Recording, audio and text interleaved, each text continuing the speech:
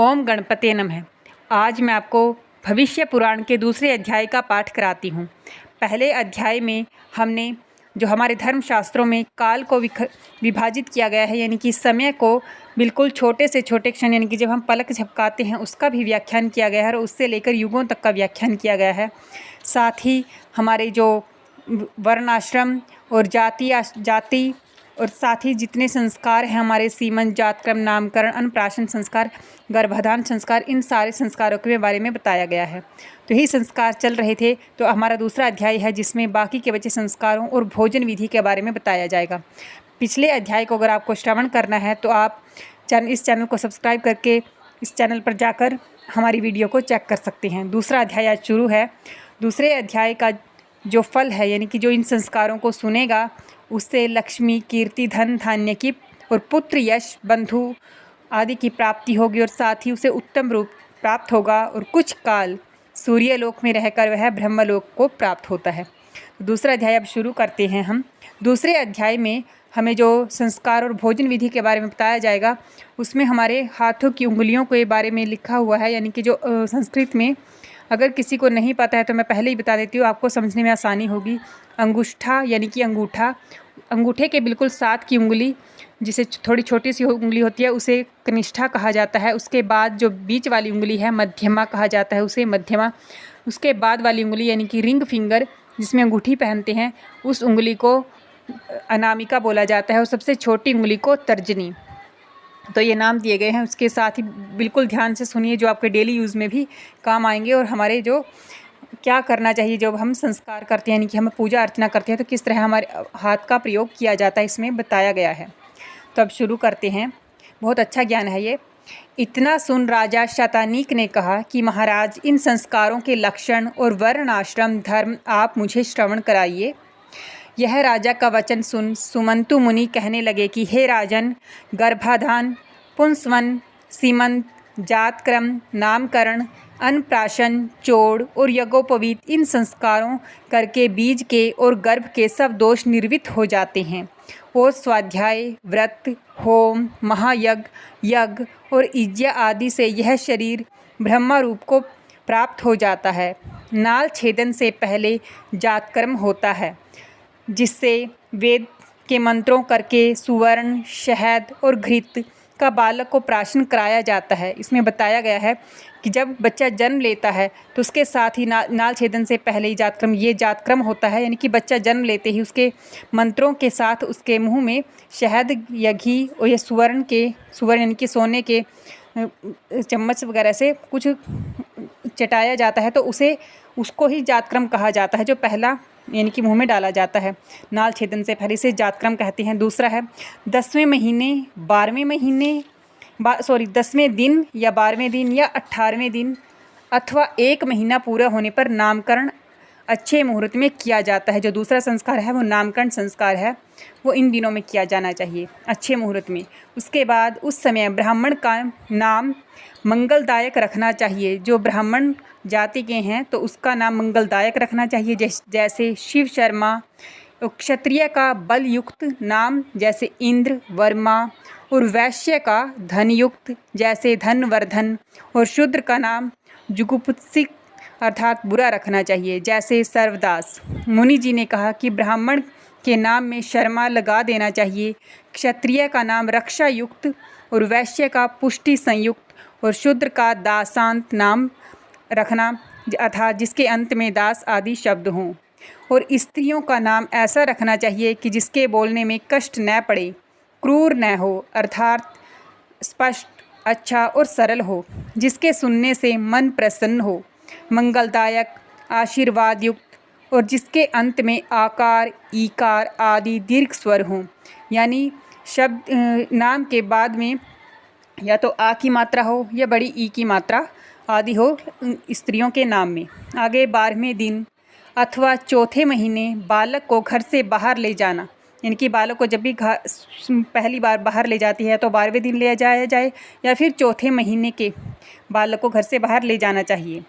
उसके बाद छठे मास यानी कि 6 महीने का बच्चा हो जाए तब अन्नप्राशन कराना चाहिए, यानी कि पहली बार अन्न दिया जाता है वो बच्चे को जब 6 महीने का हो जाए तब कराना चाहिए। उससे पहले नहीं, उससे पहले दूध या फल दिया जा सकता है। पहले वर्ष अथवा तीसरे वर्ष चूड़ाक्रम अर्थात मुंडन, यानी कि बाल जब सबसे पहली बार कटते हैं या पहले वर्ष कटने चाहिए या उसके बाद तीसरे वर्ष। गर्भ से 8वें वर्ष में, इसमें स्पष्ट लिखा है जन्म से नहीं गर्भ से, यानी कि बच्चा जब गर्भ धारण होता है उससे 8वें वर्ष में ब्राह्मण का यज्ञोपवीत संस्कार होना चाहिए, और गर्भ से 11वें साल में क्षत्रिय का, और गर्भ से 12वें वर्ष में वैश्य का कराना चाहिए। परंतु ब्रह्मवर्चस्व की इच्छा वाला ब्राह्मण 5वें वर्ष में, बल की इच्छा वाला क्षत्रिय 6ठे वर्ष में, और धन की कामना वाला वैश्य 8वें वर्ष में अपने अपने बालकों का यज्ञोपवीत करें। 16 वर्ष तक ब्राह्मण, 22 वर्ष तक क्षत्रिय और 24 वर्ष तक वैश्य गायत्री के अधिकारी रहते हैं। इसके अनंतर गायत्री के अधिकारी नहीं रहते और व्रात्य कहाते हैं। जब तक व्रात्यस्तोम नामक संस्कार उनका न किया जाए तब तक शुद्ध नहीं होते। इन व्रात्यों के साथ आपत्ति में भी कभी पठन पाठन का अथवा विवाह आदि का संबंध न करें। यज्ञोपवीत के समय 3 वर्णों के लिए कर्म से 3 चर्म होते हैं। सिंह का, यानी कि जब कपड़े पहनते हैं जो यज्ञोपवीत संस्कार होता है उसमें सिंह यानी शेर का, रूढ़ नाम मृग का और बकरे का, इनकी छाल पहनी जाती है। इसी प्रकार 3 प्रकार के वस्त्र हैं, शण के, अलसी के और भेड़ की ऊन के। 3 वर्णों के लिए कहे गए हैं, अलग अलग वर्ण के लिए हैं ये। ब्राह्मण के लिए शण के, क्षत्रिय के लिए अलसी के और वैश्य के लिए भेड़ की ऊन के। 3 लड़ी की सुंदर चिकनी मूंज की मेखला ब्राह्मण के लिए, मुरा नाम तृण की क्षत्रिय के लिए और शण तंतुओं की वैश्य के लिए कही गई है। मूंज आदि न मिले तो कुशा, अश्मतक और बल्ज नामक तृण की मेखला बनावे। मेखला को तिलड़ा करके 1, 3 अथवा 5 ग्रंथि उसमें लगाएं। ग्रंथि यानी गांठ, 5 गांठ लगाएं, या 1 लगाएं या 3 या 5 गांठ लगाएं। ब्राह्मण कपास के सूत्र का यज्ञोपवीत पहने, क्षत्रिय है वो शण के सूत्र का यानी कि, और वैश्य भेड़ के ऊन का जनेऊ धारण करे। ब्राह्मण बिल्व और पलाश के काष्ठ यानी कि लकड़ी, बिल्व और पलाश की लकड़ी का दंड सिर से ऊंचा धारे, यानी कि सिर से थोड़ा ऊंचे तक धारण करे। क्षत्रिय है जो बड़ और खैर के काष्ठ यानी कि बड़ या खैर की लकड़ी का दंड मस्तक पर्यंत ऊंचा ग्रहण करे, मस्तक तक, माथे तक ऊंचा हो वो ग्रहण करे क्षत्रिय। और वैश्य है वो पीपल और गूलर के काष्ठ का दंड नासिका पर्यंत, नासिका यानी नाक तक ऊंचा धारण करे। ये दंड सूधे, चिकने और वर्ण रहित होने चाहिए। वर्ण रहित यानी कि उनमें रंग नहीं होना चाहिए। यज्ञोपवीत के समय माता, बहन अथवा मौसी से पहले भिक्षा मांगी, सबसे पहले भिक्षा मांगनी है वो माता, बहन या मौसी से मांगे जो इसका अपमान न करे। वह भी सुवर्ण, सोना यानी कि चांदी और अन्न इनके पात्र में डाले। इस भांति भिक्षा ग्रहण करके गुरु के आगे निवेदन करे और गुरु की आज्ञा पाकर आचमन करके पूर्वाभिमुख यानी कि पूर्व की ओर मुख करके बैठे। उसी अन्न को भक्षण करे, यानी कि जो भिक्षा में मिला है उसी को भक्षण करे, उसी को खाया जाए। पूर्व को मुख करके भोजन करने से, यानी कि पूर्व दिशा की ओर मुँह करके जब भोजन किया जाए तो उससे आयुष मिलता है, यानी कि लंबी आयु और स्वास्थ्य मिलता है। दक्षिण को यश, दक्षिण की ओर मुख करके तो यश मिलता है, और पश्चिम को लक्ष्मी और उत्तर को सत्य की वृद्धि होती है। आचमन करके एकाग्रचित हो उत्तम अन्न को भोजन करे और भोजन करके फिर आचमन कर सब इंद्रियों को जल से स्पर्श करे। अन्न की नित्य स्तुति करे, यानी कि अन्न की हमें जब भी खाएं तो उसकी पूजा करनी चाहिए और अन्न को देख प्रसन्न हो जाए और हर्ष से भोजन करें, यानी कि अन्न को जब भी हम भोजन ग्रहण करें तो हमेशा खुश होकर भोजन ग्रहण करना चाहिए। कभी अन्न की निंदा न करें, कभी भी हमें भोजन में कमी नहीं निकालनी चाहिए। यह मुनि जी की आज्ञा है। देखिए यहाँ मुनि जी की आज्ञा बताई गई है, कहा नहीं, सिर्फ ये बिल्कुल आज्ञा है कि कभी भी अन्न की निंदा न करें, उसे बहुत अच्छे खुशी से खाएं। पूजित अन्न यानी कि जिसका अन्न की पूजा की गई हो उस भोजन के ग्रहण करने से बल और तेज की वृद्धि होती है। और निंदित अन्न यानी कि जिसकी बुराई करके, यानी कि खाने में कमी निकाल के फिर हम वही भोजन ग्रहण करें तो उसके भोजन से दोनों की हानि होती है, दोनों यानी कि बल और तेज की हानि होती है। इस कारण सदा सुंदर अन्न को भोजन करें, ग्रहण करें। उचिष्ट किसी को न दें, उचिष्ट यानी कि झूठा भोजन, अपना झूठा भोजन किसी को न दें। और भोजन करके जिस अन्न को छोड़ दें तो उसको फिर न भक्षण करें, यानी कि खाना खाते समय अगर हम थोड़ा खाना छोड़ दें तो उसको दोबारा ग्रहण कोई ना करे, अर्थात बार बार छोड़कर भोजन न करें। एक बार बैठकर तृप्तिपूर्वक भोजन कर लेवे। इसमें तृप्ति बताया गया, यानी कि हमें सिर्फ भूख ही नहीं, हमारा मन भी भर जाना चाहिए। इस तरह से भोजन करना चाहिए। जो पुरुष बीच बीच में विच्छेद करके भोजन करता है, यानी कि बीच बीच में उठकर भोजन करता है, तो उसके दोनों लोक नष्ट होते हैं। उसके जिस भांति पूर्व काल में धनवर्धन नाम वैश्य भय, जिस प्रकार पूर्व काल में एक धनवर्धन नाम की यहाँ कथा बताई गई है, उसने भोजन को कैसे ग्रहण किया था। यह सुन राजा ने पूछा कि महाराज, वैश्य ने क्यों और क्या कर भोजन किया और उसका क्या फल प्राप्त हुआ, यह आप वर्णन करें। तब सुमंतु मुनि बोले कि हे राजन, सतयुग में एक धनवर्धन नामक वैश्य पुष्कर में रहता था। एक दिन ग्रीष्म ऋतु में मध्याह्न के समय बलि वैश्य देव कर अपने पुत्र मित्र बंधु आदि के संग बैठा भोजन करता था। इतने में अकस्मात एक बड़ा दीन शब्द बाहर हुआ, यानी कि एक दीन शब्द उसे बाहर से सुनाई दिया, जैसे किसी ने मदद के लिए, हेल्प के लिए आवाज़ लगाई हो। वह उस शब्द को सुनते ही दया से भोजन छोड़ उठ गया और बाहर गया। तब तक वह शब्द निवृत्त हो गया, यानी कि तब उसे कोई वहाँ दिखाई नहीं दिया। और वैश्य ने भी अपने घर में आकर उसी भोजन को खाया जो पात्र में छोड़ गया था। भोजन करते ही वह मृत्युवश हुआ, यानी कि मृत्यु को प्राप्त हुआ, और इसी अपराध से परलोक में भी उसकी दुर्गति हुई। इसलिए अंतर करके भोजन न करें, यानी कि कभी भी छोड़कर भोजन न करें, अधिक भोजन भी न करें, और उच्चिष्ट होकर, यानी कि झूठा अर्थात झूठे मुख से कहीं बाहर न जाएं, यानी कि खाना खाने के बाद हमें मुंह को साफ करके तभी बाहर जाना चाहिए। बहुत खाने से रस की उत्पत्ति होती है, बहुत ज़्यादा खाना खाने से रस की उत्पत्ति होती है, और रस होने से अनेक भांति के रोग शरीर में खड़े होते हैं। जब अजीर्ण हो, अजीर्ण यानी कि जब कब्ज अपच बढ़ जाए शरीर में, तब स्नान, दान, जप, होम, तर्पण, पूजा पाठ आदि कोई कर्म नहीं बन पड़ता है, यानी कि तब कोई काम हमसे हो ही नहीं पाता है। अति भोजन करने से अनेक रोग उत्पन्न होते हैं, आयुष घटता है, लोक में निंदा होती है, और अंत में सद्गति भी नहीं होती है। इस कारण कभी बहुत भोजन न करें। जो पुरुष उच्चिष्ट हो, यानी कि जो पुरुष झूठा हो, यानी कि खाना खाने के बाद मुंह साफ ना किया हो, तो उसको यक्ष, भूत, पिशाच, राक्षस आदि दबा लेते हैं और पवित्र पुरुष के समीप नहीं आते। इसे सदा शुचि यानी कि शुद्धि में रहना चाहिए। पवित्र मनुष्य यहाँ सुख से रहता है और अंत में स्वर्ग को जाता है। इतना सुन राजा ने पूछा कि हे मुनीश्वर, ब्राह्मण कौन कर्म से पवित्र होता है और आप वर्णन करें। अब इसमें पूछा गया है कि ब्राह्मण यानी कि सब जातियाँ कैसे पवित्र हों कि हम शुद्धि में रहें। यह राजा का वचन सुन मुनि कहने लगे कि हे राजन, बुद्धि विधि से जो ब्राह्मण आचमन करे वह पवित्र हो जाता है। और आचमन की विधि यह है कि हाथ पांव धोकर पवित्र स्थान में आसन के ऊपर पूर्व की ओर यानी कि पूर्व दिशा की ओर अथवा उत्तर दिशा की ओर मुख करके बैठे और दाहिने हाथ को जानु के भीतर कर, यानी कि दाहिने हाथ को अपने दोनों घुटनों के भीतर कर, यानी पद्मासन में बैठकर दोनों चरण बराबर रख शिखा में ग्रंथि लगाए, यानी कि चोटी में गांठ लगाकर निर्मल और शीतल जल से आचमन करिए। निर्मल और शीतल जल को आचमन यानी कि थोड़ा सा ग्रहण करे, पिए। खड़े खड़े बात करते, इधर उधर देखते, शीघ्रता से और क्रोध युक्त होकर आचमन न करे और गर्म जल से अथवा मलिन जल से भी आचमन न करे। गर्म जल या गंदा जल से भी आचमन न करें कि उस खाने के बाद ये भी न पिए।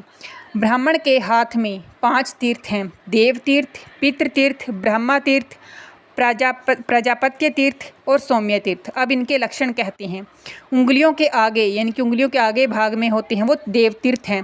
तर्जनी और अंगूठा के बीच पितृ तीर्थ होता है। तर्जनी और अंगूठे के बीच हमारे पितृ तीर्थ होता है।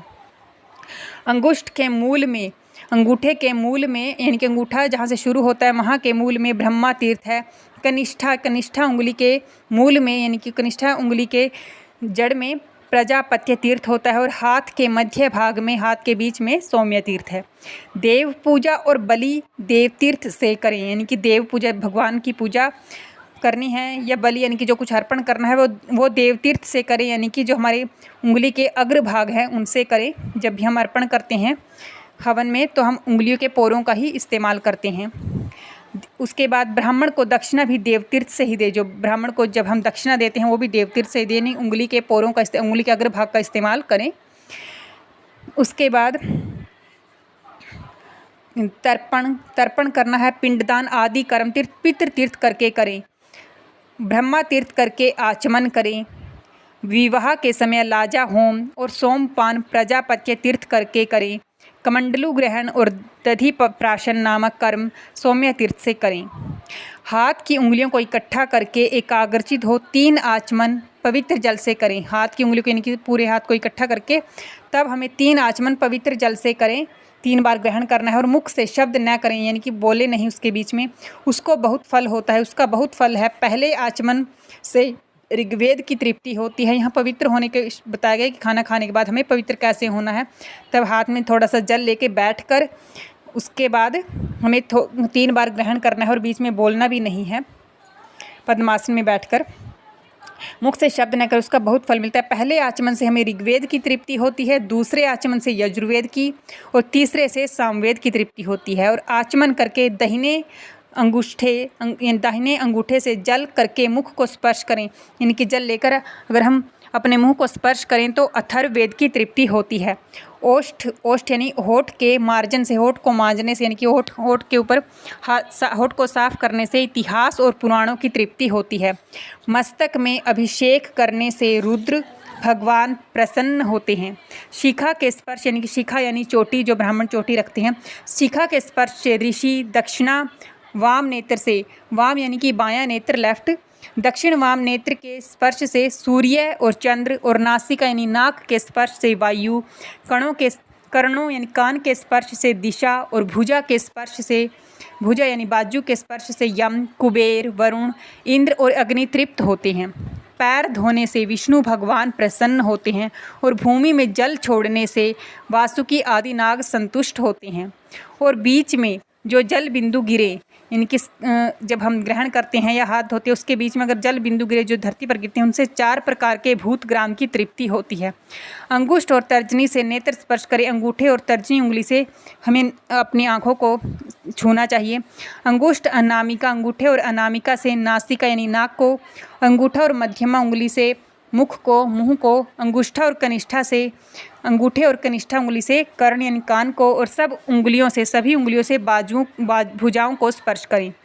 अंगुष्ठ करके नाभि और सब उंगलियों को सिर से स्पर्श करें।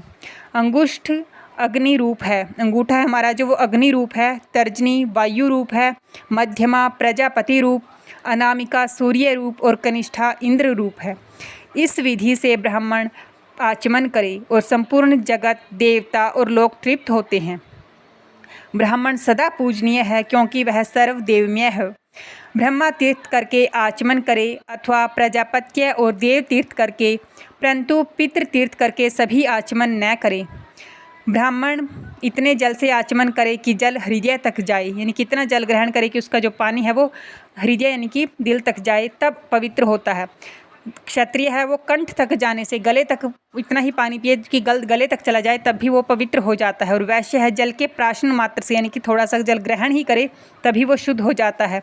और शूद्र भी जल के स्पर्श से ही, शूद्र है वो जल को सिर्फ स्पर्श यानी कि छूने मात्र से ही शुद्ध हो जाता है।